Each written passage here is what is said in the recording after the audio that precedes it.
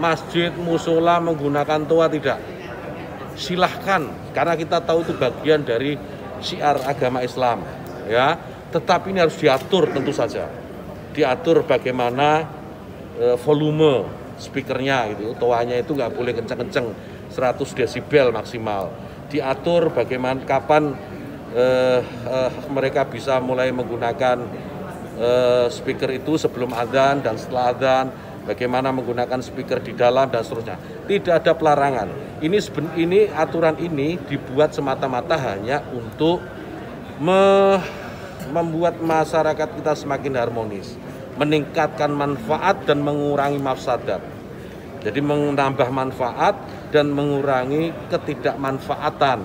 Karena kita tahu, misalnya ya, kita tahu di daerah yang mayoritas muslim, hampir setiap 100 meter, 200 meter itu ada musola masjid. Ya, bayangkan kalau kemudian dalam waktu yang bersamaan mereka semua menyalakan toanya di atas, kayak apa? Itu bukan lagi syiar, tapi menjadi gangguan buat sekitarnya. Kita bayangkan lagi, kita ini muslim, saya ini muslim, saya hidup di lingkungan non muslim. Ya.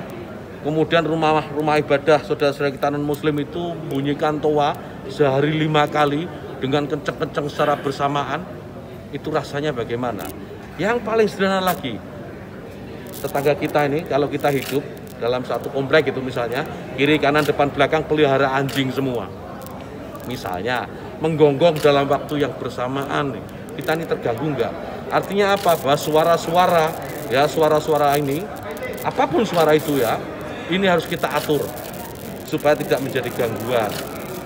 Ya, speaker di musola, masjid monggo dipakai, silahkan dipakai.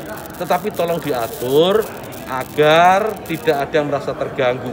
Agar niat menggunakan toa, menggunakan speaker sebagai sarana, sebagai wasilah untuk syiar, melakukan syiar tetap bisa dilaksanakan tanpa harus mengganggu mereka yang mungkin tidak sama dengan keyakinan kita.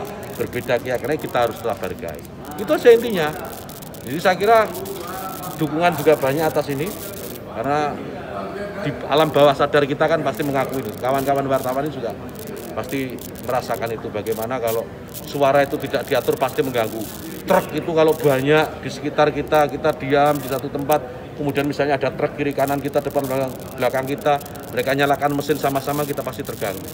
Suara-suara yang tidak diatur itu pasti akan menjadi gangguan untuk kita. Itu ya.